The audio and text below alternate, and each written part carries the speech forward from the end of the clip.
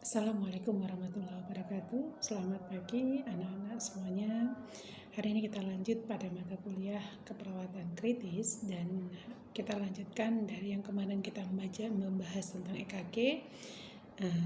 Sekarang kita masuk kepada pertemuan yang ketiga, yaitu terapi modalitas dan penata laksanaan sistem kardiovaskular. Di sini yang akan kita bahas adalah yang pertama kali itu adalah efek abnormalitas elektrolit serum pada EKG. Jadi seseorang yang punya masalah pada elektrolit, maka kemungkinan besar dari hasil EKG-nya akan terjadi perubahan, baik itu kalsium, kalium maupun magnesium. Masalah tersebut kita akan lihat pada gambaran EKG-nya. Pada gambaran EKG-nya yang pertama itu hipokalemia. Hipokalemia itu biasanya ada prominent atau T-nya akan kelihatan mendatar, kemudian terjadi depresi ST serta T terbalik dan PR memanjang. Itu untuk hipokalemia. Sedangkan hiperkalemia yaitu T meninggi dan lancip, R-nya menjadi pendek. Atau KRS melebar dan bersatu dengan T, dan yang ketiga itu bisa P-nya merendah dan hilang. Ya. Selanjutnya kita masuk pada gambaran EKG yang mengalami hipokalsemia dan hiperkalsemia. Yang pertama itu hipokalsemia, yaitu QT memanjang terutama karena perpanjangan daripada ST. Yang kedua itu hiperkalsemia, QT-nya memendek terutama karena pemendekan daripada ST.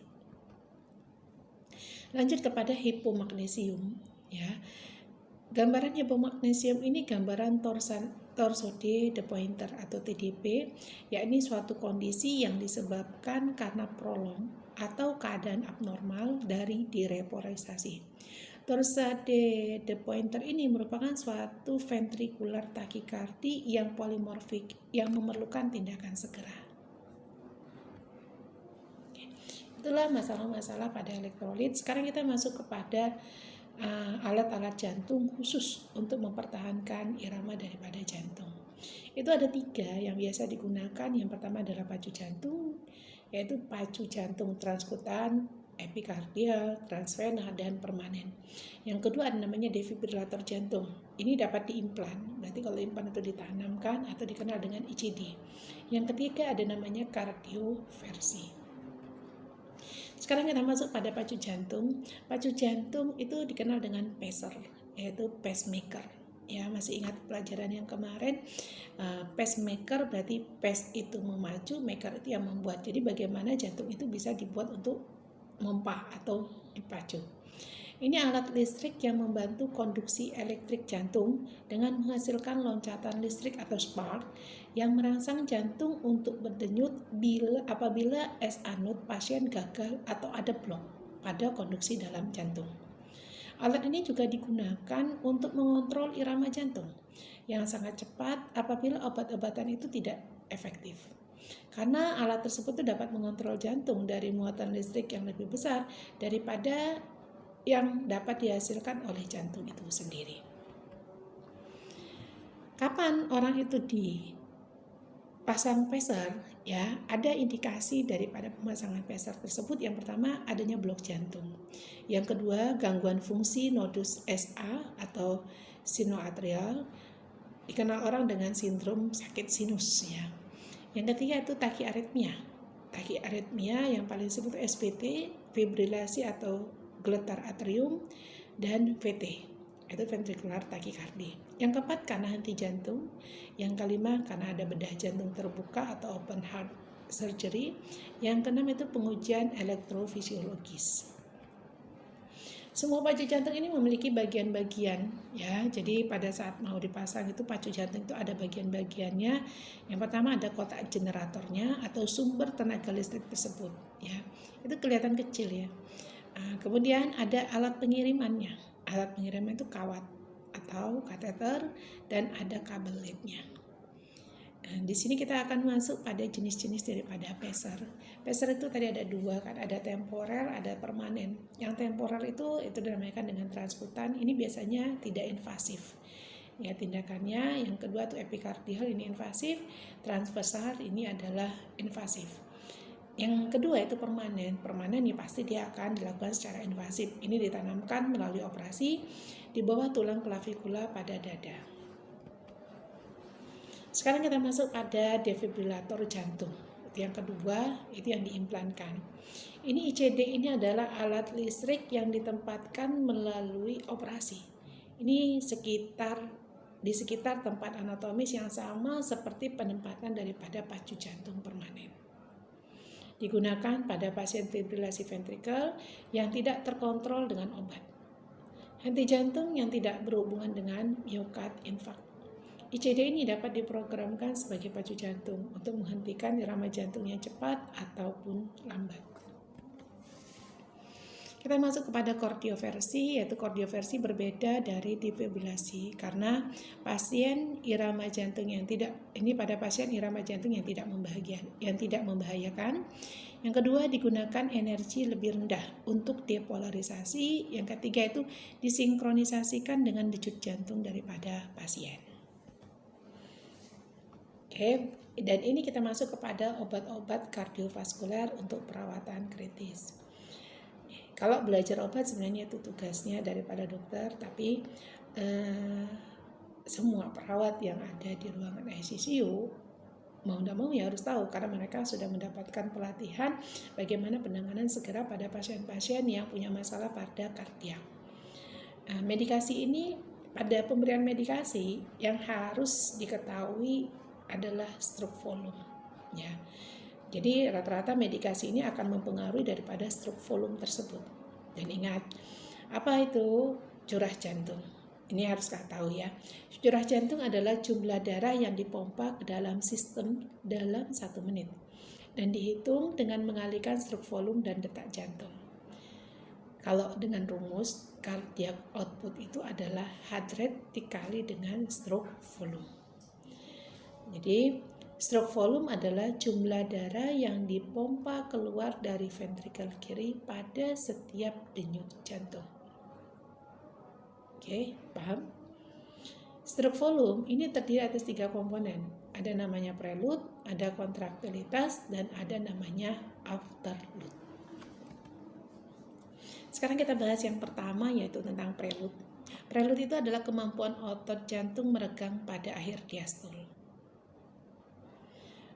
Obat yang dapat meningkatkan prelude ini pasti dia akan dapat meningkatkan daripada stroke volume dan kerja jantung. Kemudian dia akan meningkatkan kebutuhan oksigen darah juga. Kejadian itu akan terjadi sebaliknya, akan terjadi juga, ya.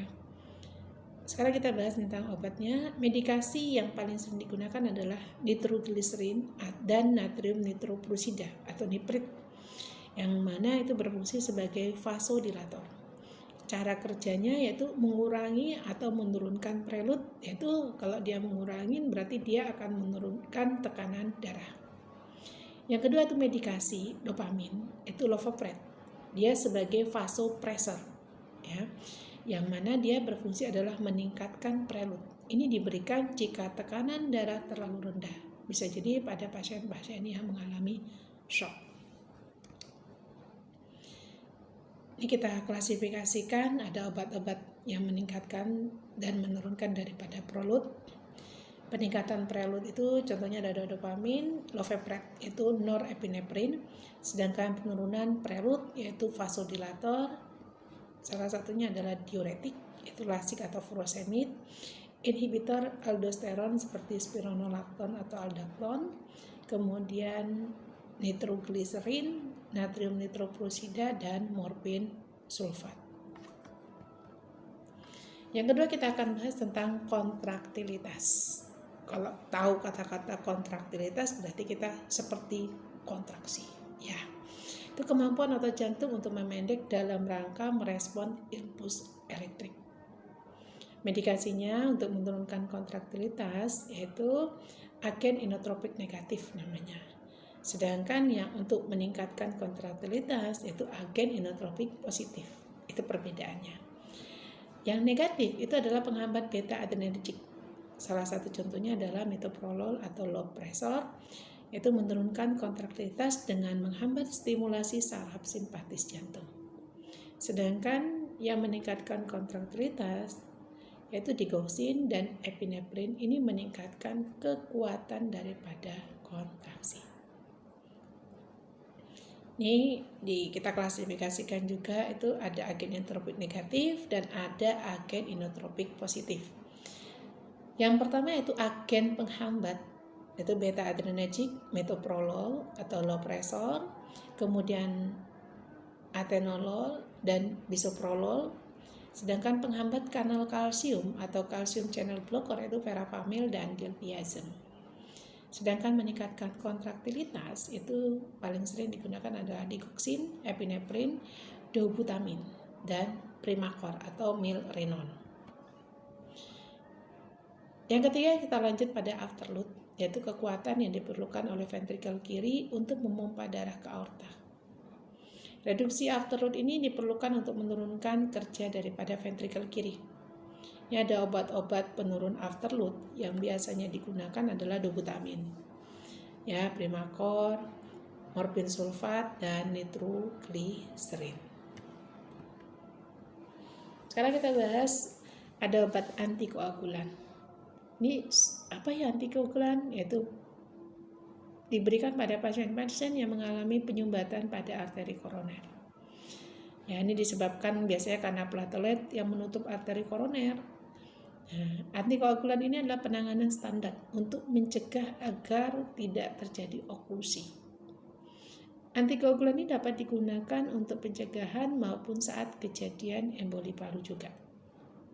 Salah satu ya contoh daripada obat antikoagulan adalah heparin.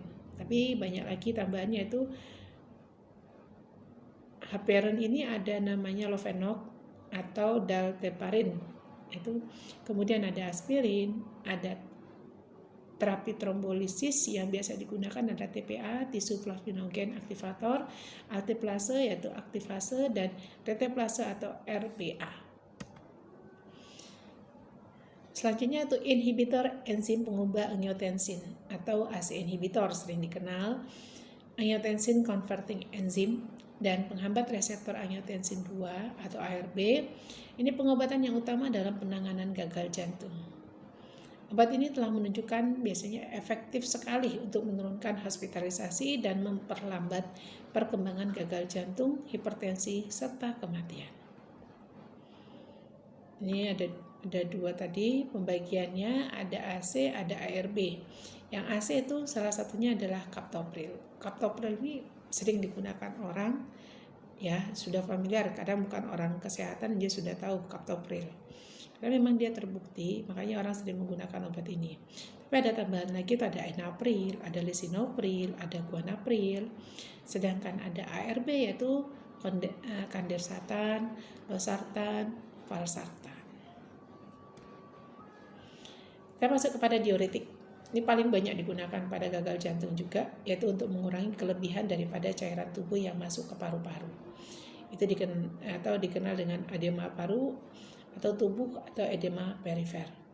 Diuretik ini mengurangi daripada prelude, ya tadi kita sudah bahas di depan, dan menyebabkan jantung bekerja dengan tekanan cairan yang lebih sedikit. Obat-obat diuretik itu ada dua, diuretik loop, ada diuretik thiazid. Loop itu apa? Furosemid klasik yaitu bumetanid atau bumek, dan torasemid yaitu dimadek. Sedangkan thiazid ini biasa digunakan inhibitor aldosteron yaitu sirolakton dan eplerenone. Memang hari ini fokusnya ke obat-obatan, jangan bosan. Paling tidak kamu tahu untuk penanganan atau obat-obat emergensi yang paling sering digunakan pada saat nanti kamu dinas di ruangan ICU. Yang ini ada obat-obatan yang membantu stabilisasi daripada irama atau ritme jantung. Ini fokus kepada irama jantung. Dan ini bisa kita lihat dari hasil daripada EKG. Kita sudah bahas kemarin tentang EKG, dan ini bila ada EKG-nya punya masalah dengan ini, maka pengobatan atau obat yang bisa yang diberikan adalah ini. Tetap kolaborasi dengan dokter. Kemudian Yang pertama itu bradikardi. Obat yang sering digunakan adalah, atau obat yang biasa digunakan adalah atropin. Kemudian simptomatis dan blok, itu biasanya digunakan adalah simptomatis dan blok pada jantung. Itu biasanya digunakan adalah epinefrin atau apa dulu penyebabnya. Itu yang bisa mendasari untuk dalam pemberian obat tersebut. Takikardi, ya. Takikardi itu obat yang digunakan adalah penghambat beta, penghambat kanal kalsium, dan menemukan penyebab yang mendasarinya. Jadi tetap setiap itu kita akan tahu apa penyebabnya, baru dikasihkan ini. Selanjutnya ada takikardi ventrikel, atau orang sering bilang VT, ventricular tachycardia. Jika stabil dengan nadi, maka prokainamid atau pronestil itu yang sering digunakan. Jika tidak stabil tanpa nadi, maka yang diberikan adalah amiodaron dan sotalol. Kemudian elektrolit seperti kalium, magnesium, kalsium, dan lainnya. Fibrilasi ventrikel, ya. Obat yang sering digunakan adalah epinefrin, vasopressin yaitu 1 dosis, amiodaron, dan lidocaine. Sedangkan pasien itu mengalami asistol, bisa digunakan adalah epinefrin dan atropin. Sekarang kita masuk kepada kondisi medis kardiovaskular yang membutuhkan perawatan kritis. Ini kalau sudah pasien punya masalah ini, perawatan kritis, dia harus masuk terutama ke ruangan ICU. Yang pertama hipertensi darurat, kemudian pasien angina, yang ketiga yaitu pasien sindrom koroner akut atau dikenal dengan ACS atau orang bilang PCK, bisa angina, bisa IMA, kemudian gagal jantung, HF, heart failure. Yang kelima, proses inflamasi, bisa perikarditis, miokarditis, ataupun endokarditis. Yang keenam adalah tamponade jantung. Yang ketujuh adalah emboli pada paru atau PE. Sekarang kita masuk kepada pembedahan kardiovaskular yang membutuhkan perawatan kritis. Pasien-pasien yang dilakukan pembedahan ini juga harus masuk kepada ICU. Yang pertama itu intervensi koroner perkutan atau PCI. Yang kedua bedah jantung terbuka atau OHS, open heart surgery. Ini bisa dikarenakan penggantian katup atau cangkok pintas arteri koroner. Yang ketiga transplantasi jantung. Yang keempat adalah aneurisma aorta abdominal. Oke. Itu untuk terapi modalitas dan penata laksanaannya. Ya, harapan kami bahwasanya dari penyajian yang sekarang ini kamu paham, ya, walaupun kita seorang perawat, tapi kalau itu perawat sudah masuk ke ruangan ICU, memang harus tahu obat-obatan, karena obat-obatan emergensi tetap akan disediakan di ruangan daripada ICU tersebut. Sekian dari kami. Saya akhiri, wabillahi taufiq wal hidayah. Wassalamualaikum warahmatullahi wabarakatuh.